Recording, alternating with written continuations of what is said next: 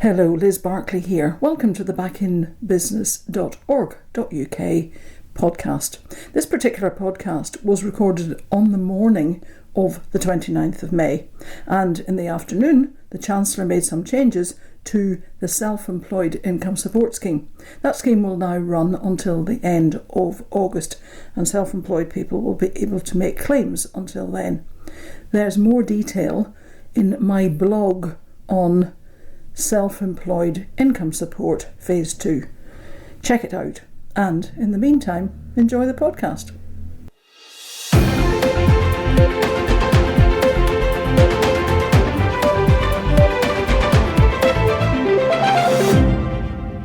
Welcome to the Back in Business podcast with Liz Barclay and me, Mickey Clark. For those that don't know us, we've been business journalists since the days of the tulip scam and the South Sea bubble. So we've been round the block a few times. Isn't that the case, Liz? And there's always something new. Do you know what surprised me this week? The amount of information that keeps coming out about the COVID-19 epidemic and government strategies. And I think to a certain extent, it's started to become a bit confusing. Don't you think it was always a bit confusing? I mean, right from the beginning, I've been confused, but that might be just me. Yeah, but it seems to be lurching towards chaos now, and people who are either more concerned about their businesses and how they're going to survive must be thinking, what am I going to do with all this paperwork? Is there going to be the support there for small businesses going forward? What happens if you run a business and you've got workers furloughed? You're now being told, well, hold on a second, you're going to have to dip your hand in your pocket and start paying. That's when we're going to start seeing the job losses. I think that's absolutely true. I think the unemployment figures could really go up once we see employers having to make a contribution. And then, of course, it's likely that we're going to see the end of the furlough scheme, and perhaps it even tapered was being suggested this week, and that might add to even more confusion. But, we're quite lucky because we've got Simon McVicker, our Back in Business Director of Public Affairs, with us. We've got Jyoti Ramby, our Chief Reporter. We've got the star of the podcast this week, and that's the Small Business Commissioner, Philip King. He's with us. We're all here on Zoom, just in case you wondered, so we can see each other. And then we have also got the Chartered Accountant, Alan Smith, and we'll be talking to at least one business person later on in the programme. But Philip, you're the person with the task of making businesses in the UK pay up in time, but late payments has always been the big bugbear for small businesses. You quite literally go out of business waiting to be paid. How bad is the situation? Good morning, Liz, and good morning, everybody. Yeah, I think you're absolutely right. Businesses fail when they run out of cash. Businesses can be lacking in profitability or lacking in liquidity for a long time, but when they have no cash, they run out of business, and that's why quarter day is so important in the retail sector, particularly normally. And we know that, the last figures from BACS or Pay UK as they are now, of the self-employed were worried simply about meeting their living expenses. We saw figures early on that 1 in 5 businesses wouldn't survive the crisis. The FSB put some numbers out recently that said that 1 in 3 of those businesses that had closed wouldn't reopen. And this morning, the ONS has reported that 42% of businesses have less than 6 months cash, and 58% of businesses that have closed have less than 6 months cash, so won't survive beyond November. So there is no doubt that statistically we're in a much worse position than we would normally be, and where we normally are isn't good. So it's a real problem.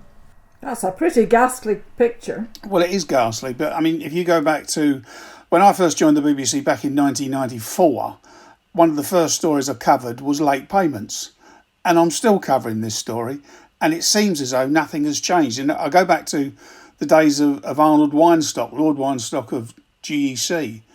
He made a very profitable business out of late payments because he would send the companies bust and then buy them off the administrator.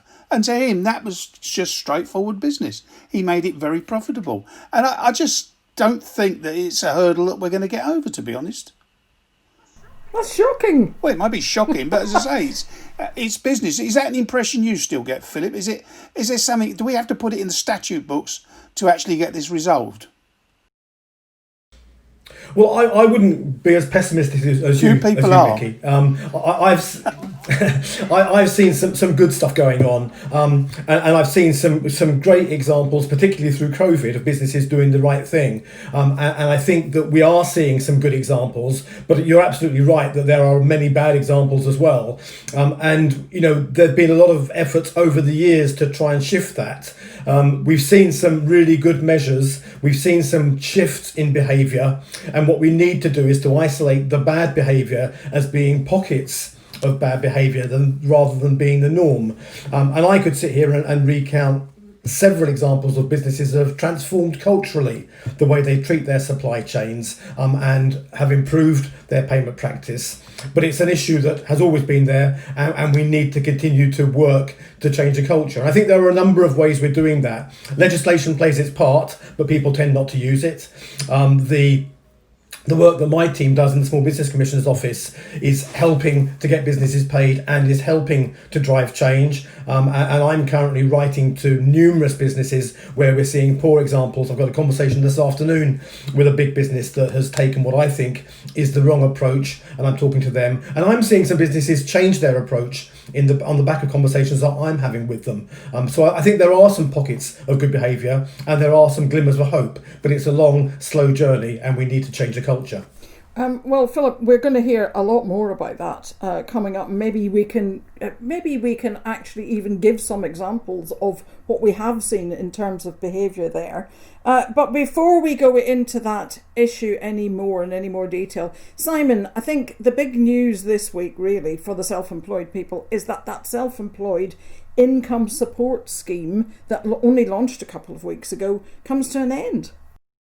Yes, well, it looks like today the scheme will end on Sunday, and there is no hint from the government that they're going to extend this further. There was some hope it might stay until October, like the furlough scheme, but despite pressure from backbench Tory MPs, it looks as if it will end on Sunday night, and so therefore the self-employed will not be getting any support from the government.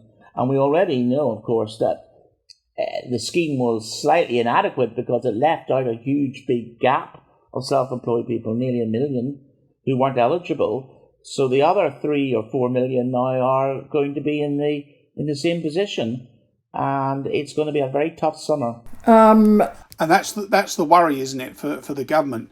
In that we've talked about it in the past, the high level of unemployment. We're seeing it in the States. There is a possibility, of course, that it could happen here. And if that's the case, of course, this V-shaped recovery that the Treasury and the Bank of England have been talking about is not going to happen if you've got too many people out of work. And the tax receipts, I've noticed also this week, have dropped considerably. So the government is facing real headwinds on this, isn't it? Oh, yeah, definitely. And I think that indeed, I mean, in a way, self-employment is a real safety net for some of the big companies, because if they don't feel they can take on employees in any meaningful way in the next year or so, the self-employed are there to bring in a temporary basis. But I think a lot of self-employed people are going to be thinking, can I remain self-employed in the short term? I mean, I'm not getting any client work. I'm getting no support from the government. I mean, we're looking over a cliff edge here. I think, Simon, that it is worth just saying that we're recording this on Friday. We're putting it on the website on Monday. And on the Sunday in between, we're anticipating that this scheme is going to come to an end, which means that by the time you're listening to this podcast, it will have come to an end. And we asked Alan Smith, our resident chartered accountant at Back in Business this morning, Alan, if you can think of anything that self-employed people in this position can do, or other self-employed people that Simon mentioned who'd fall through the net, this is going to be a long, hard summer. I think it is, Liz. My experience started just before Mickey was talking about 1994 and the chaos that was going on then. I was in the insolvency trade as a chartered accountant in the recession from 89 through to 93, and I saw a lot of chaos then. my advice to my clients is, number one rule is the buck stops with you. They've got their advisors around them, but they really have to understand that. And there is utter confusion out there, which doesn't particularly help. What I like to help clients understand is the concept of free money. And with free money, we're talking about things like the self-employed income support scheme. We're talking about things like the furlough, if you run a company. So that's good. And my clients get that, and they've got to chase it down. Other things like the bounce back loan is not free money. That money will hang around and could haunt you forever. Well, it does what it says on the tin. It's a loan. It has to be paid back. And if it's not paid back, that's when the Chancellor's scheme starts to unravel, because that debt has to be met. You can't just run it off the books. If it's not paid back, someone has got to pay for it. That's exactly it, Mickey. So we need people to understand that basic rule. What's free money? Let's go for it. Let's understand it. Let's grab it. And then a loan is a loan, and it doesn't go away. Good point. But the chances are they not, that a lot of businesses will have simply gone bust in the meantime, and a lot of that money never will be paid back. Well, it raises an interesting point, Liz. What I've encouraged clients to do is really look at this bounce back loan. 0 interest for the first year, 25% of your turnover. Now, again, looking back to what Mickey was saying, and that entrepreneur who was buying off insolvency practitioners in the early 90s, well, they were buying off people like me. We took over distressed businesses and we needed to sell them. So what I'm encouraging my clients to do is to take the bounce back loan if they can. Don't spend a penny off it. Don't spend a penny. Be really careful with it. But in every place of adversity, there is opportunity. Absolutely.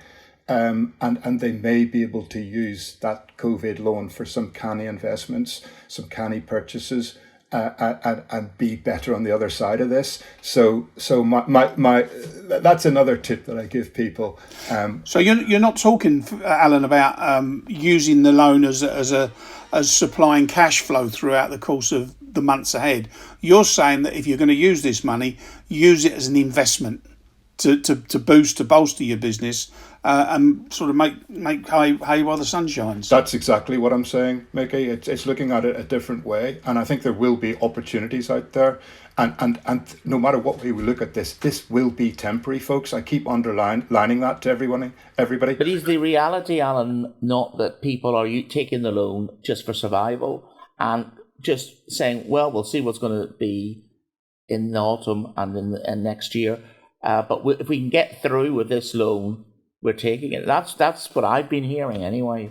Simon, I buy the survival argument, but what I would get my clients to do is do a plan for survival. So I'd want to see what the plan is for the next 3 or 4 months, what that cash is being used for, and it not being flittered away, because the debt will stick there and it could come back to haunt you. So,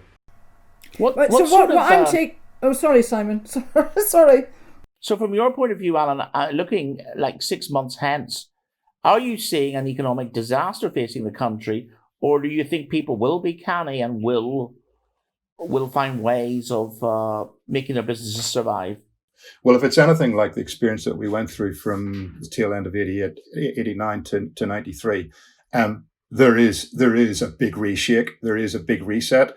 The entrepreneur, the clever business person, the person who plans and cuts back remorselessly at any cost during this difficult period, that they will survive and they will potentially come out to a better place. But there will be a big shakeout where those that aren't able to or can't will sadly go under, and we may see a different place. Is the sort of environment I'm seeing and helping my clients plan for at the moment.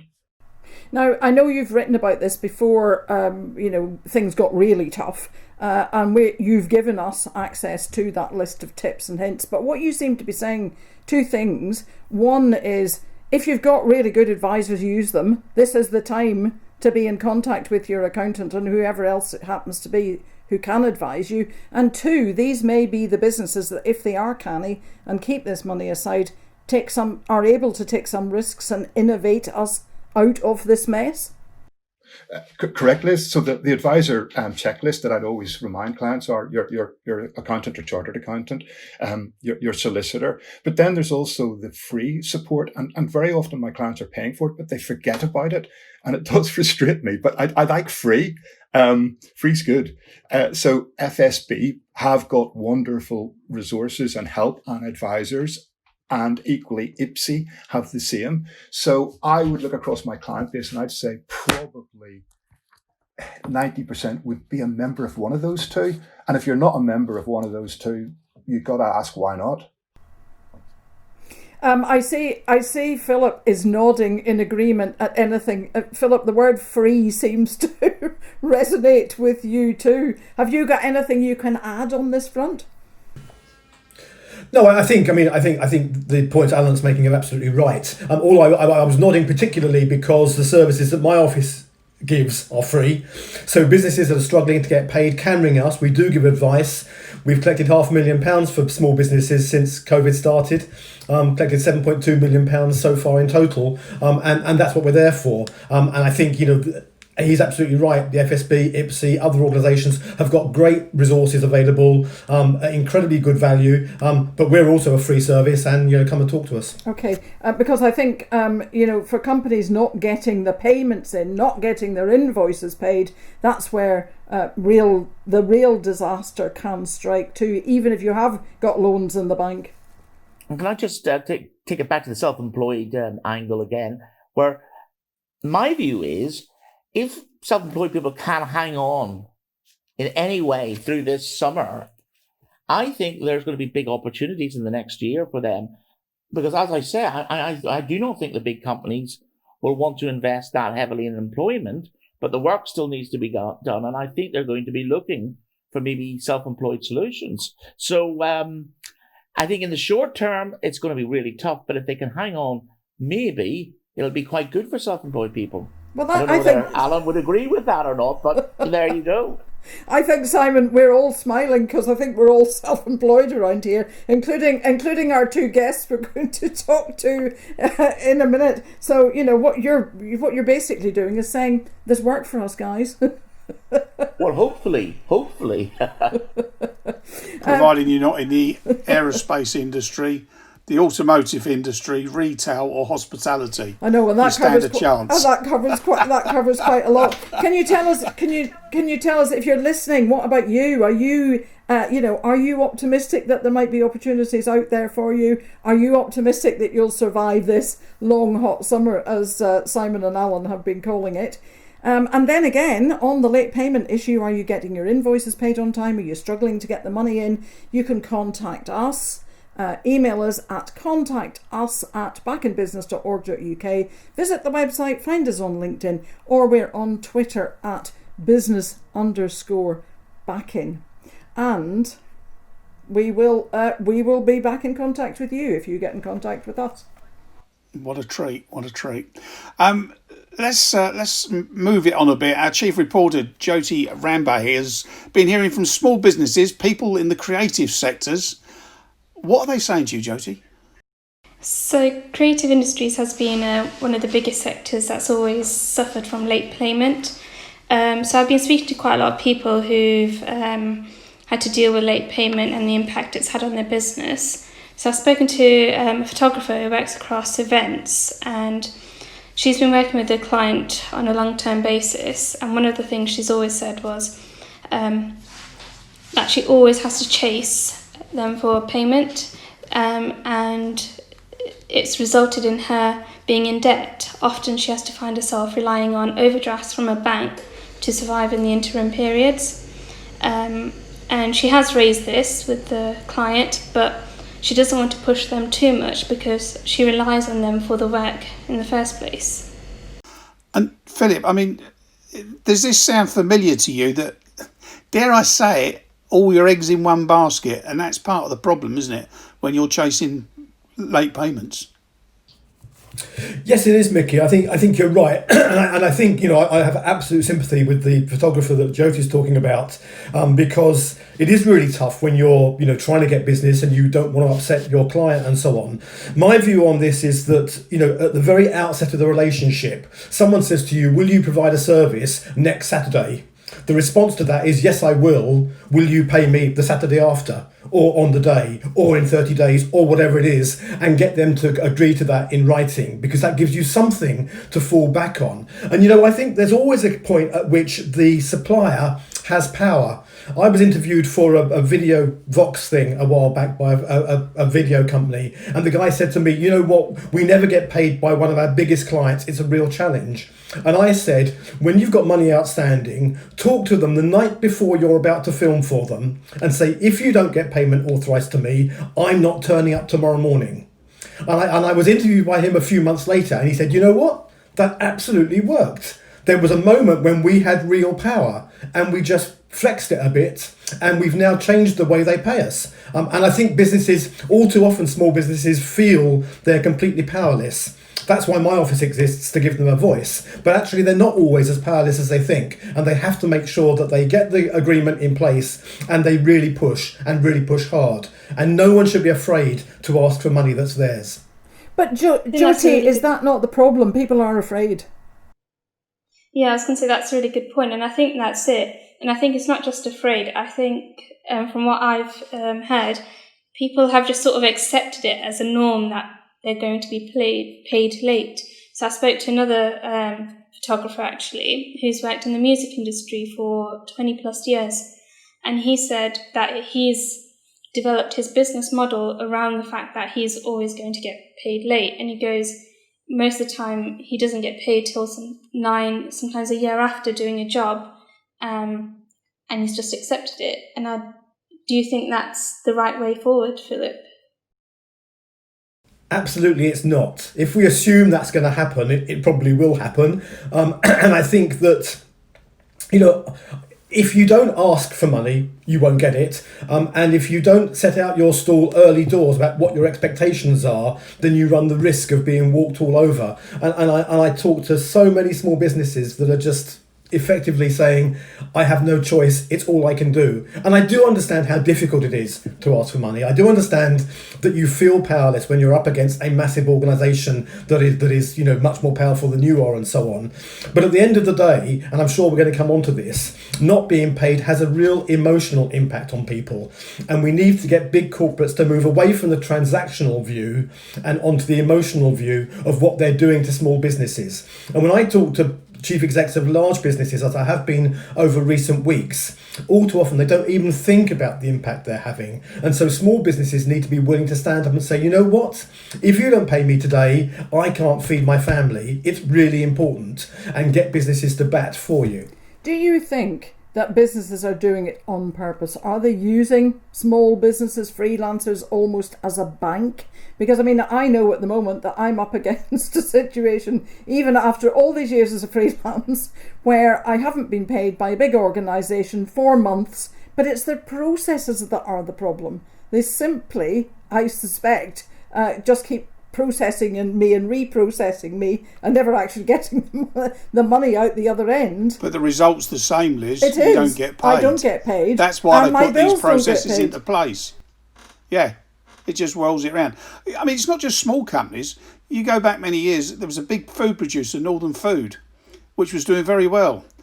But then they realised one day something like 80% of their turnover went to Marks and Spencer. And guess what Marks and Spencer did? They started to squeeze and squeeze and squeeze till the margins became wafer thin.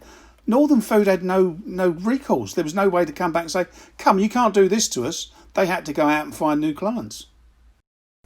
Philip, solve it. Yeah, I think.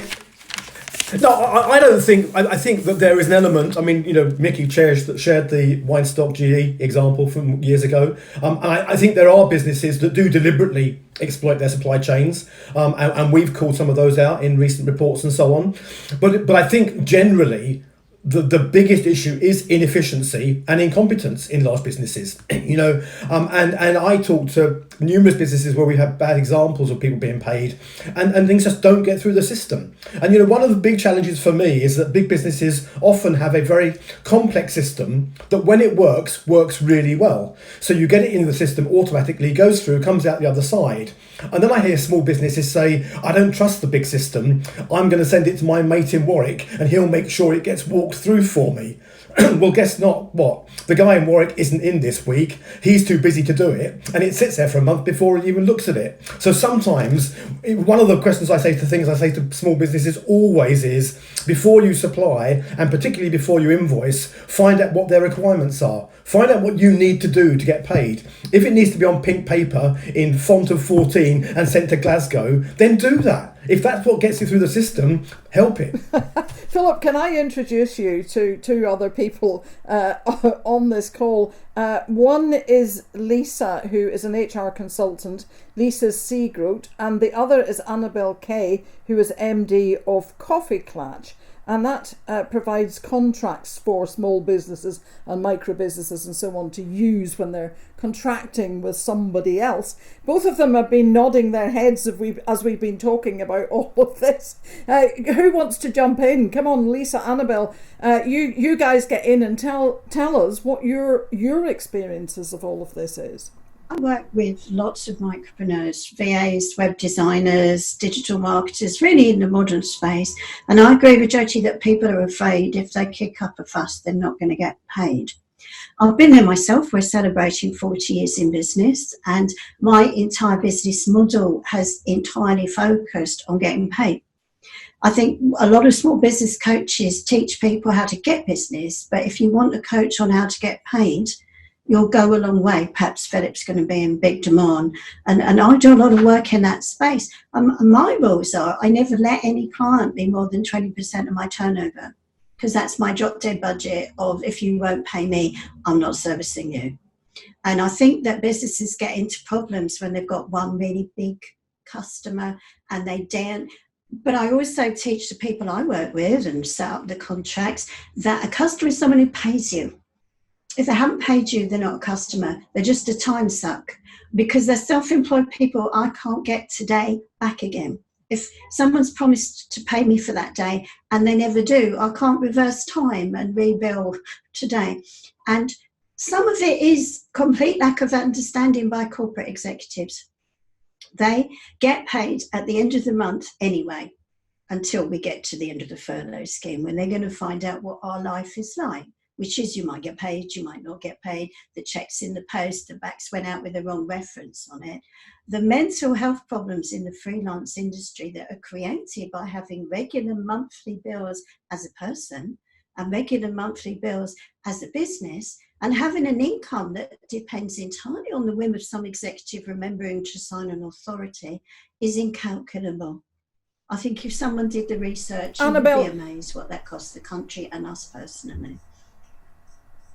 Annabelle, did you learn this by personal experience? Yes, I did. I also had a very, very noisy baby who was one of those screamers, and I actually got in the habit of taking him to reception and saying, I will not leave until you pay me. Oh! He's 35 now, though. I can't really do that anymore. I was going to say, can we all borrow him? But if he's 30, at 35, he may get a bit resistant to being dragged along. Lisa, what's your experience? Well, it's really funny talking about the mental health issues. I went into business because I had a mental health breakdown, and then I found myself in business with more stress because I wasn't getting paid by this large mechanistic organisation, where I just got lost in the system, which is exactly what you were just talking about a minute ago. It's, passing it from this department to that department, and then not knowing what to ask a sole trader for. Then they ask you for loads of information, you give it to them, and it's still not right. And end to end, from this particular example that I've spoken to your team about, from the beginning to the actual end of this piece of work was 16 months before I actually finished getting paid from start to the very, very end. It was a 16-month process. and the actual contract amount overall was £14,000.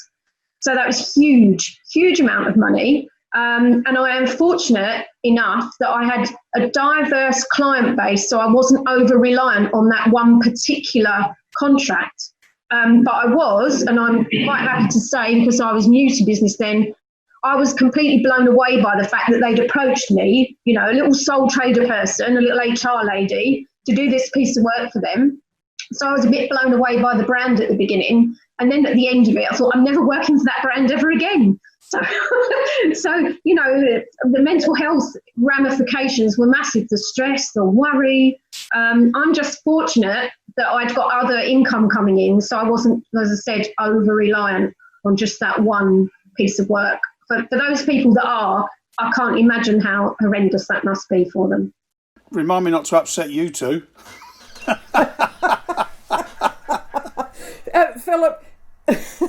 Philip, how typical, Philip, are these?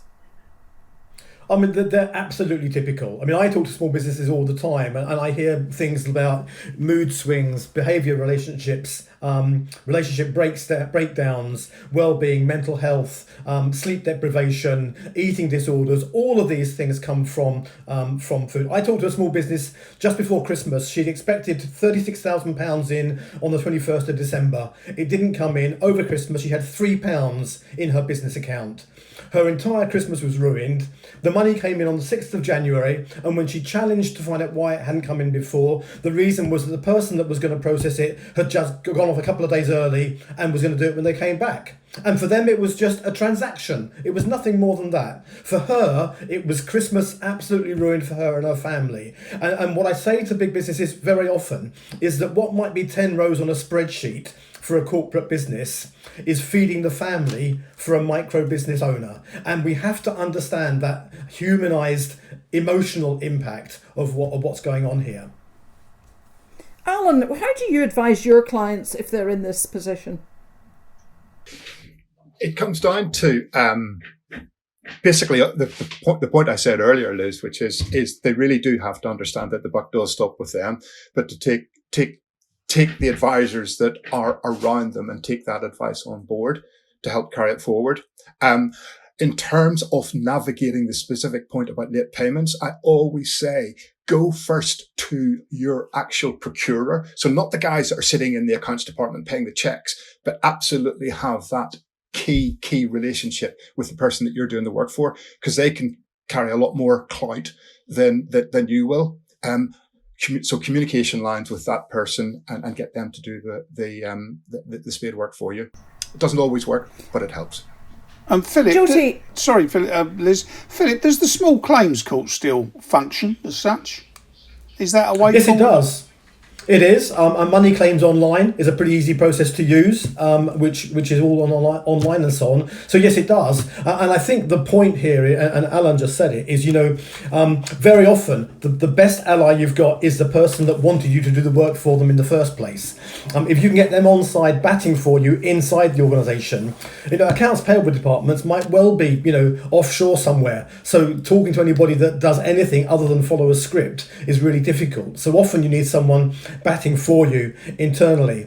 And what I'll say to Lisa is, if she waited 16 months to get paid, I wish we'd been around then, because I guarantee the SBC would have got payment in a lot quicker time than that. Typically, we get money in within a matter of days or weeks when we talk to an organisation. I mean, they did pay me, but it was in dribs and drabs. It was never according to the invoice amount. It was never in line with my payment terms, which are 28 days. I mean, if you times that by 3, and then an amount just dropped in the bank account, which bore no correlation whatsoever, it was just farcical. The hours and hours my husband spent, because he manages the finances, thankfully, the hours he spent on it, if I'd have actually paid him, it would have probably ended up with me not earning anything because it cost so long to unpick what they were doing. But yeah, I wish I'd have known a bit sooner about how to get help. And Annabelle, that's something that you've come across as well, is it? Absolutely. You could spend this time creating new services, and all this time on credit control is the time suck, because I am the MD, I am the credit controller, I am the sales and marketing thing. I feel like starting a hashtag, like hashtag pay me too, because nobody wants to talk about this problem. And I think we should. Well, why don't you, Well, Annabelle? I think we might have just done it, actually. But the other thing I will say is I really changed my business model over the years to make sure the business model incentivizes the person to pay me, because I don't pay my mortgage or my bills in a restaurant if I have a great relationship with the company. I pay them because that's the deal. I can't go to Tesco's or Pizza Express and say, tell you what, love, I've had a meal, I've had my groceries, checks in the post. I don't. Can I ask you if either of you, and I was going to ask Jyoti this a minute ago, have any of the people you've spoken to, does anybody charge interest on their invoices if they're not paid within the set period Absolutely. of time? Annabelle, our contracts that we set up provide for more than the basic county court minimum as well, because that in no way reflects the real cost of administration of going, please give me my money. Here's a statement. Oh, you want the invoice resubmitted again? Oh, now you want it on purple. This is all real cost, right? And it's not just emotional cost, it's admin cost. We did a time log when we first changed our business model away from general credit. And we worked out that 20% of the time that we should be spent providing service to customers was absorbed in just getting them to pay for service they already have. Most businesses aren't 20% profitable on the bottom line. That's a really big impact, Now we try to create business models that encourage people to pay us. We take deposits, we have cheaper rates for people who pay us up front, we have stage payments, we have contracts that give us the right to stop work, like the videographers, you haven't paid us. Oh, nothing's happening. And we are constantly encouraging our customers to be brave, to say no. Annabelle, there are really good points there about stage payments that you mentioned and deposits. The other one that I meant to mention earlier, but I omitted to, was I also encourage my clients to check out the information that's there already, because the motto I give them is a bad customer is worse than no customer at all. And often, medium-sized companies, you can actually go onto Companies House and there is bucket loads of good information and intelligence on there about things that are interesting, like, do they file accounts on time? Well, if they don't, that tells you something. Does the balance sheet look really poor? Well, don't touch them with a barge pole. So all of these things together, Annabelle, your tips about stage payments, deposits, doing a bit of research. I think, Lisa, looking now to Lisa on this, these things can really help you with your business and stop you losing money, basically. Yeah, 100%. And just coming back to the point about charging interest, but because I belong to a networking group, your business community, I took advice through my helpline there. We said, you need to be issuing a letter now saying, if you don't pay within the next 14 days, we're going to start adding interest, etc., etc. Now, I was reluctant to do that because of the relationship with the client, but we'd gone beyond that by then. It was getting ridiculous. As soon as we put that letter into them, my goodness, did we see some flurry of activity, and that's when some money actually dropped into my bank account. So it's about being brave, really, isn't it? And actually saying, I am going to do that because that is the right thing to do. Alan or Philip, or whoever can answer this, can you check through a credit reference agency whether businesses pay up or not? Is there a process for being able to look to see who are late payers and don't make their payments? Well, there are organisations such as Experian and other credit reference agencies which you can get information and credit checks on, and big businesses will be using them. Some of these come at a cost, and therefore it's assess the cost and take the view. I think that most people that run a business understand a balance sheet, and therefore should be able to go on and do some basic due diligence themselves on Companies House. And I come back to it again, Liz, if they don't file their accounts on time and if their balance sheet looks poor, walk away. Bad customer, worse than no customer at all. Jyoti, is there anything that you've heard that we haven't been talking about yet? I'm sure there are other aspects to this, because it's not as easy as, I know that I get really worried about upsetting the client in case they don't ever hire me again. There's an emotional side to this. I think that's part of the big problem why a lot of people don't actually want to charge interest or don't want to push their clients too much about paying them. And it's fear for losing their client and losing that work. And I've been speaking to someone who said they've finished a project for a client. They haven't paid them yet, but they've also offered them another project.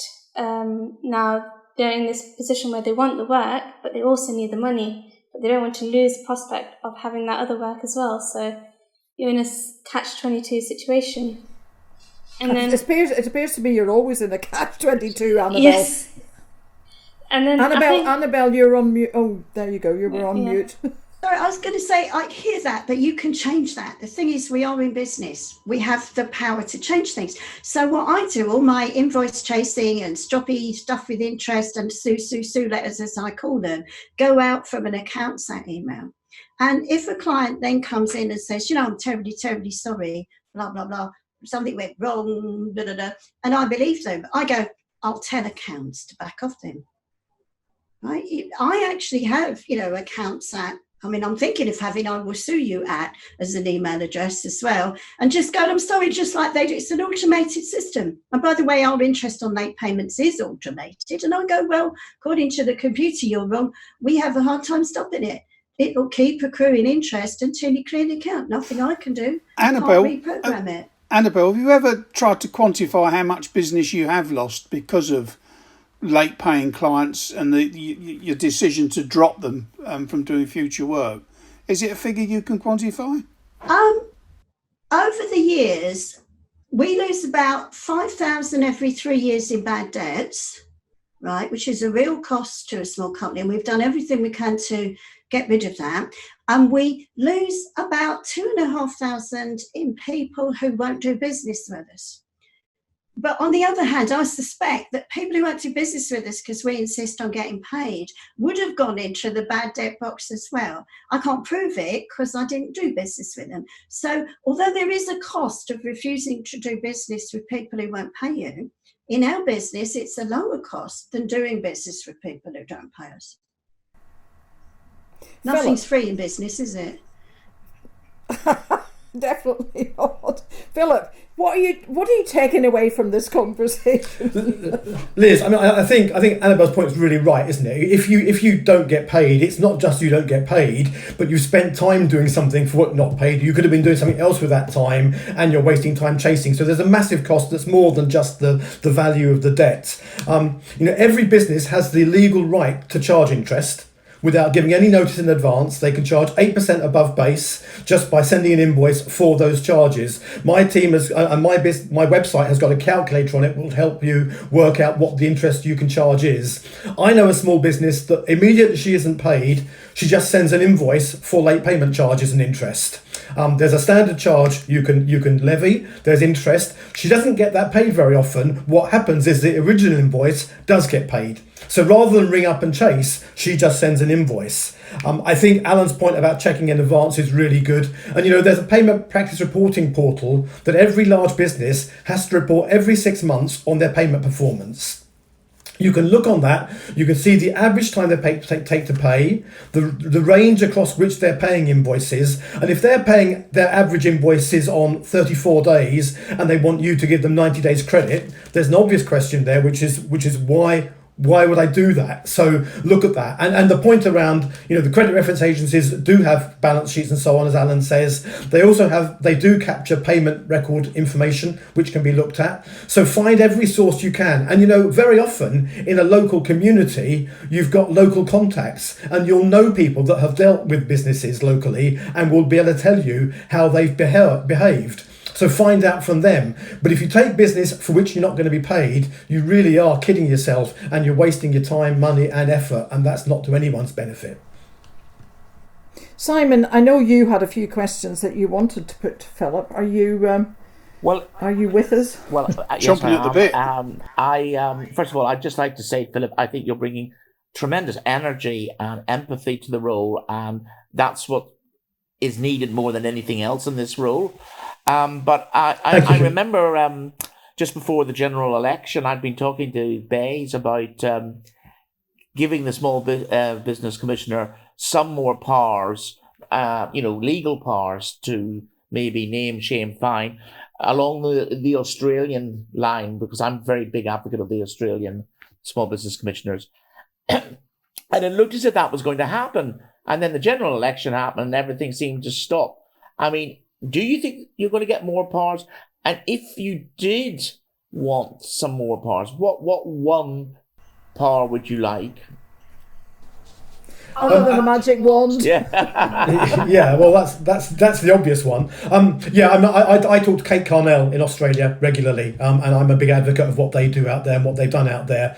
There is a consultation that's ready to go out from Bays, looking at increased powers for the Small Business Commissioner. It hasn't gone out because right now people are too focused on other things to give it any meaningful response. But I think that will go out, in due course, and that is looking at wider powers. I think for me, the one power that I would like to have, which isn't technically within legislation, is the ability to go out and investigate large businesses under my own initiative without having a complaint from a small business. But I think it's not for me to comment on what our powers would be, because clearly that's a government thing. And the consultation will be going out at some point, and I hope that people will respond to that and look at it. But right now, my focus is on what we can do. And thank you for the comment around enthusiasm and so on. I'm trying to put some energy into this role, and I'm having some really good conversations with some big businesses, and we're seeing some good results. I've got another call this afternoon with one. The evidence from Australia is that the person that occupies the role